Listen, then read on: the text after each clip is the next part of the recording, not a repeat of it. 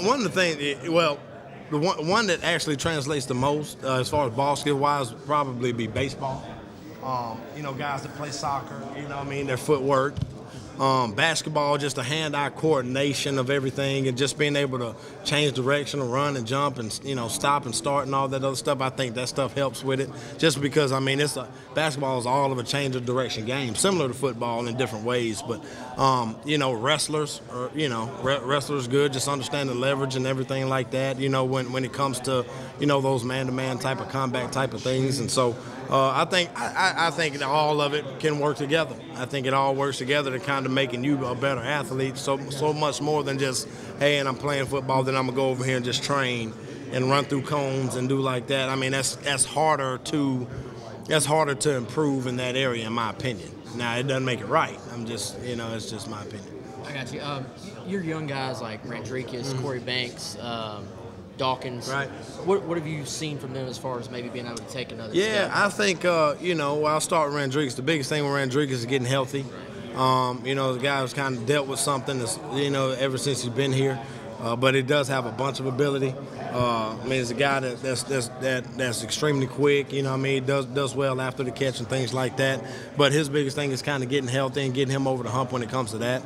And then kind of seeing where that goes from there, because I do think he has a lot of ability. Corey, just keep growing. Corey was a guy who's continuously made strides.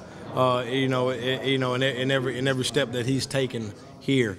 It'll be really good to kind of see those guys kind of keep coming along, and just Corey's biggest thing is just overall understanding of kind of everything.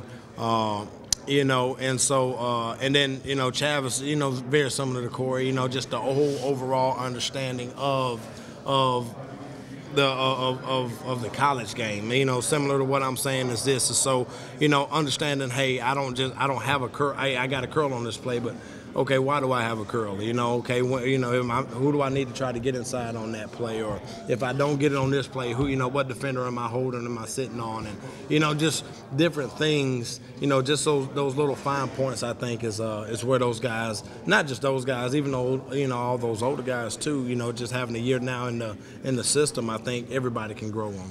I got you. And when you evaluate a guy, when you first sit down and maybe see him for the first time, is there sort of like a checklist on Sure. this? No, it is. What are the things you're like, the first thing I got to check Sure. out that box? Well, one, you want to see how naturally he catches the football. People is and it's not just as simple like, hey, did he catch it? And so I think in this league, in particular, you get so much man-to-man, you get so much tight coverage, you have to have the ability to be able to catch the ball in traffic or make those tough traffic catches.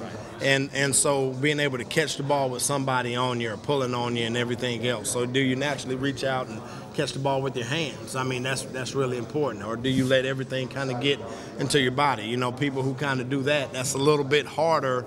It's going to be a little bit harder once they're, translating into the college game, because the coverage gets so much tighter, defenders get longer, and windows get smaller. And so being able to do that, I think you have to have the ability to be able to separate, meaning, how many, if the guy's running straight ahead, and he stops to change direction, does he have to slow all the way down in order to change direction? Can he just put one foot in the ground and just change direction? Does he take 19 steps in order to do it, so you have to be able to see if a guy can be able to stop and start and then sink his hip and then move, because you have to be able to separate and do it. And then, one of the biggest things I think, man, is how good is he once he has the ball in his hand, because it's a lot more than just catching. I mean, how many times do you catch the ball where you're just in the end zone? Right.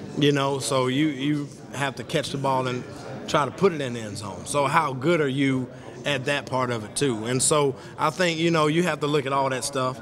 And so some guys are maybe better at one part of it than others, and you have to feel like your ability as a coach to be able to kind of develop them in those weaker areas, because there's very few that just come out and have it all.